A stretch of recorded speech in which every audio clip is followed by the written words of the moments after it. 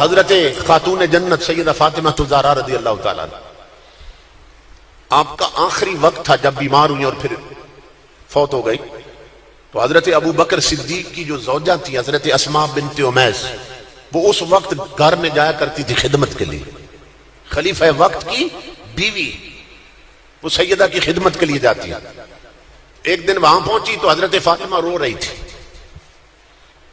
تو جا کے ہاتھ چوما، اے رسول اللہ کی لخت جگر آپ کیوں رو رہی ہیں؟ تو حضرت فاطمہ نے فرمایا، میری ماں بہنوں بیٹیوں غور سے سننا، اس کو کہتے ہیں شرم اور حیا۔ آپ نے فرمایا اسماء میں رو رہی ہوں کیونکہ میرا دنیا سے جانے کا وقت آ گیا ہے، اور مجھے ایک بات رلا رہی ہے، تڑپا رہی ہے، کیا کہ جس چارپائی پہ عورت کی میت رکھ کے لے جاتے ہیں نا جنازہ پڑھنے، اس چارپائی پہ پردہ نہیں ہوتا، میت ہوتی ہے چارپائی پہ، اوپر چادر ڈال دیتے ہیں، چادر۔ تو حضرت فاطمہ کو سننا کیا فرما رہی ہے، ٹینشن کیا بنی ہوئی ہے، کہا جب میت ہوتی ہے چارپائی پہ، چارپائی اٹھا لیتے، اوپر چادر ہوتی ہے، تو چادر میت کے جسم سے لپٹ جاتی ہے۔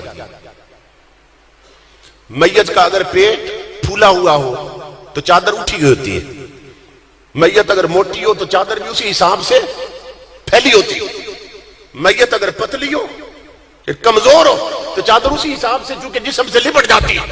تو حضرت فاطمہ فرمانے لگی اسماء میں نہیں چاہتی کہ کسی کو معلوم ہو کہ فاطمہ کے جسم کی ساخت کیسی تھی، میرے ڈھانچے کا بھی اندازہ ہو کسی کو کہ فاطمہ موٹی تھی یا کمزور تھی، اس لیے میں رو رہی ہوں کہ میری اتنی بھی بے پردگی نہ ہونے پائے۔ انہوں نے فرمایا آپ نہ پریشان ہو کہ میں نے جب ہجرت حبشہ کی تھی تو اس وقت وہاں میں نے دیکھا تھا حبشہ میں کہ جب کوئی عورت فوت ہوتی ہے اس کی چارپائی جو ہے اس کے چاروں کونوں میں نا 4 لکڑیاں ٹھوک دیتے ہیں اور ان لکڑیوں پر ایک بڑی چادر ڈال دیتے ہیں، تو ایک ڈولی سی بن جاتی ہے، ڈولی سی، تو میت اندر ہوتی ہے تو پورے پردے کے ساتھ وہ لے جاتے ہیں۔ حضرت فاطمہ زہرا ہنس پڑی اور ہاتھ پکڑ کے فرمایا اسماء وعدہ کرو میرے جنازے کی چارپائی تو تیار کرے گی۔ میری ماں بہنوں بیٹیوں، اگر تم نے اپنا ماڈل بنانا ہے تو سیدہ فاطمہ زہرا کو بناؤ۔ آج ہماری جوان بچیاں جو کالجوں یونیورسٹیوں میں پڑھتی ہیں ان کی ماڈل کون ہے؟ فلموں میں ناچنے والی کنجریاں، اور وہ کیوں نہ بنے؟ اس لیے کہ 23 مارچ کو ہمارے صدر نے، ملک کے صدر نے، جو پاکستان کی سب سے بڑی کنجری ہے اس کو تمغہ امتیاز دیا ہے۔ چلو بھر پانی میں ڈوب مرنے کا مقام ہے ان کے لیے۔ ظالموں، ملک بنا تھا کلمے کے نام پر، یہ تاجدار کائنات کے دین اور شریعت کے تسلط کے لیے بنا تھا کہ یہاں محمد عربی کا دین و نظام ہو، اور تم یوم پاکستان کے موقع پر کوئی اور دن رکھ لیتے۔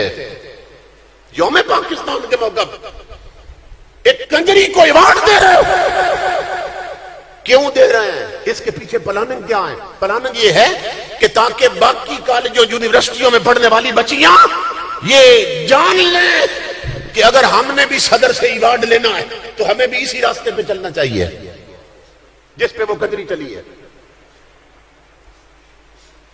دل کے پپولے جل اٹھے سینے کے داغ سے، اس گھر کو آگ لگ گئی گھر کے چراغ سے۔ کیسے کیسے احمق، جاہل اور بے دین لوگ اس ملک کے تخت پہ مسلط ہو چکے ہیں۔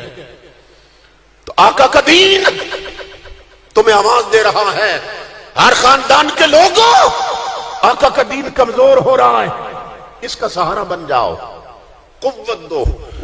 جنہیں اللہ نے اولاد دی ہے اپنے بچوں میں سے ایک کو حضور کی شریعت کا عالم بناؤ۔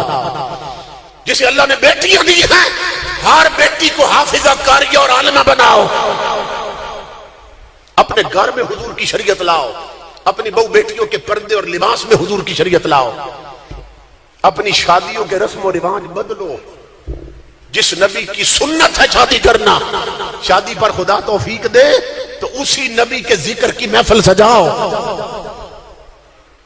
درس قرآن رکھ دو شادی پہ، درس حدیث رکھ دو، تاکہ پتہ چلے قوم کو شریعت میں شادی کیسے کرتے ہیں، اور جو شریعت کے مطابق شادی کی جائے اس کی برکتیں کیا ہوتی ہیں۔